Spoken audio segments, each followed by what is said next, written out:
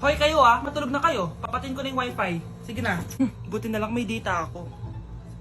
Babe, okay na. Babe, para kang tae. Bakit naman, babe? Kasi hindi kita kayang paglaruan. Parang tanga to. Ano ba yan ate? Likot-likot mo. Nagre-review ako dito. Alam mo, kailangan mo ng jowa kasi ang boring ng buhay mo. Ate, di ko kailangan ng jowa, okay? Kailangan ko maging top 1 sa school namin. Kuya! Sino ba naman tao natutulog na nakasalamin? Ngeta naman, Kyle!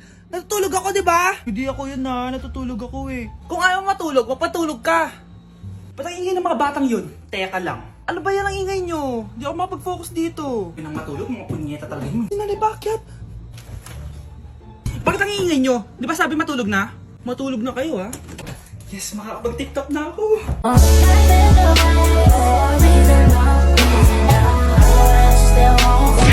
Bakit nakawala ang laman ng class funds, ha? Sinong kumuha na ito? Ma'am, kilala ko po kung sino yung kumuha. Oh, Samantha, sino kumuha? Sino pa ba, ma'am? This is Scarlett. Ha? Wala akong kinukuha. Scarlett, ikaw pala yung kumuha ng class funds? Sumama ka sa principal, ngayon na. Apaka-hype talaga nitong si Samantha. Bye, Scarlett.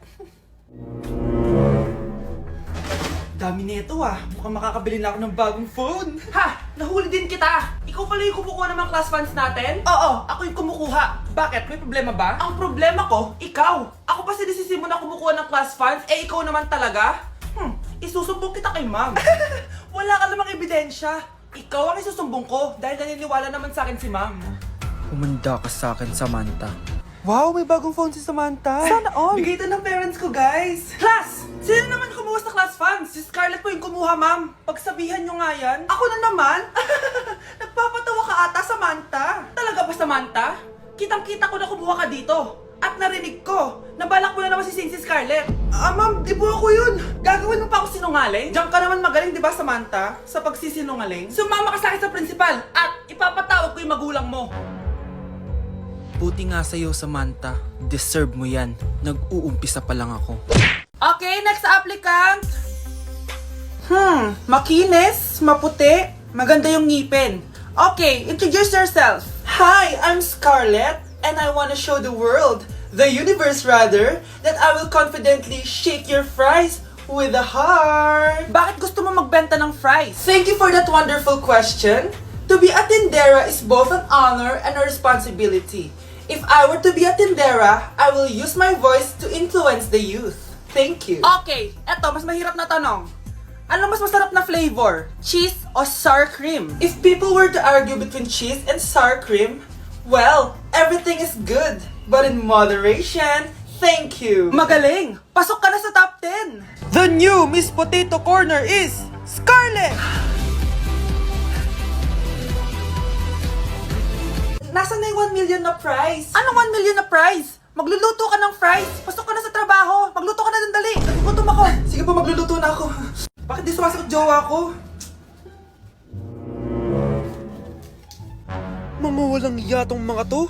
Naglalandian pa sa harap ko. Aba, kaya pala di ka sumasagot sa mga tawag ko? Kasi nakikipaglandian ka pala dito kay Samantha? Excuse me? Jowa ko yan. Excuse me? Nauna siya naging akin. Inagaw mo lang. At ikaw, break na tayo! Nababaliw na ata yun. Okay, class. Ibibigay ko na yung mga grades nyo. Samantha, naka-98 ka. Ikaw ang highest. Deserve mo yan, Samantha. Thank you, ma'am. Paano naka-98 si Samantha? Puro kalandian lang naman yung natupag niya. Kapag inggit, pumikit na lang. At kayong lahat, 95. Maliban lang kay Scarlett, ikaw lang ang bagsak sa buong klase. Bagsak ako? Hindi pwede, ma'am. Ipasa mo ko. Wow! Anong ibibigay kong grade sa'yo, madam? Di ka naman pumapasok sa subject ko. Lagot ako sa nanay ko nito. Nay, bagsak po ako. Ayan! Kaka-boyfriend mo kasi yan! Huwag ka na umuwi dito, ha? Paano na ako nito? Miss, huwag kang gagalaw. Hold up to. Wala na bang mas mamalas pa sa araw na to? Akin na phone mo tsaka bag mo. Kuya, wag po. Akin na. Ayoko na. Ayoko! O anak, anyari sa'yo? Anay, masamang panaginip lang. Ayan, hindi ka kasi nag-i-skincare bago matulog. Ganun pala yun, Nay. Oo, anak. Try mo tong overnight serum ng Garnier. May 10% pure vitamins ito so that you can #power through the night. Kaya goodbye na sa mga nightmares. Sige, Nay. Tatry ko. Grabe, ang fresh ko na naman. For sure, mai-in love na naman sa akin yung jowa ko. Oo, glowing ka nga, anak. Pero huwag ka ilusyonada kasi wala ka naman jowa. Grabe. Grabe ka, Nay. Good morning, ma'am! Ba't ang laki ng tiyan mo, Samantha? Buntis mo ako, ma'am! Hello, ma'am! Sko, ano nangyari sa mga estudyante ko? Lo, blessing kaya to, ma'am. Blessing? Nauna pa kayo sa akin, ha? Okay, nagets niyo ba? Ano yung maingay na yon? Ma'am, sorry po. Lumabas na kasi yung anak ko, eh. Tama na, baby. Ma'am, nawawala yung anak ko! Iniwan ko lang kanina dito, eh. Ilabas niyo na! Ang kit-kit mo? Hoy! Balik pa sa akin, anak ko! Anak mo pala to? O, salo! Yung bata! Be, may gatas ka pa dyan? Naubusan na ako eh. Ay, Be, bumili ka! Ano, pati gatas ng anak ko, ubusin mo din? Damot mo naman? Ang pangit naman ng anak mo. Aba, ano sabi mo? Che, TikTok muna ako. Uy, Be, puro ka TikTok dyan. Yung anak mo, lumabas na ng room. Baka malaglag yung sa hagdan. Hayaan mo, para matuto siya. Hala, walang kwentang nanay to. Nay, alis lang ako sige anak. Iniwan niya phone niya. Ano kayang pinag-uusapan nila dito? Mga walang iya kayo. Humanda kayo sa akin. A few moments later. Bakit niyo po kami pinatawag, Nay? Kung hindi ko makikita yung phone ni Kyle, hindi ko malalaman pinagsasabi niyo sa akin. Lagot tayo, ate. Kung san-san mo kasi nilalagay phone mo, Kyle. Nakalimutan ko eh. Mag-umpisa tayo sa'yo, Kyle. Anay, puro na lang itlog at hotdog niluluto ni nanay. Mas masarap pa magluto yung kapitbahay natin. Sige, next time, ipagluluto kita na sinigang na hotdog. O ikaw, Brianna.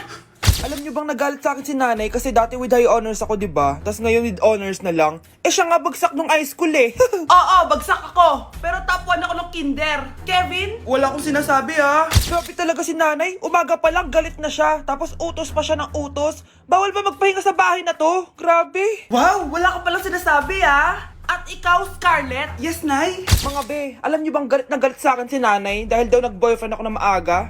Siya nga maagang nabuntis Di naman ako naggalit sa kanya. May problema ka ba sa maagang nabuntis? Wala akong problema, Nay. Idol nga kita Ha? Anong idol? Buntis din ako. Uy, Scarlett, di ba ex-boyfriend mo yung bago ni Samantha? Samantha, tinraidor mo ko. Hi, Scarlett! Sabay na tayo mag-review. Sino ka? Lu, ako to, si Michael. Kaklase mo ako, di ba? Alam ko lahat ng sagot sa exam. Talaga ba? Sige na nga, turuan mo ako dito. Yes! Sabi tayo magiging perfect!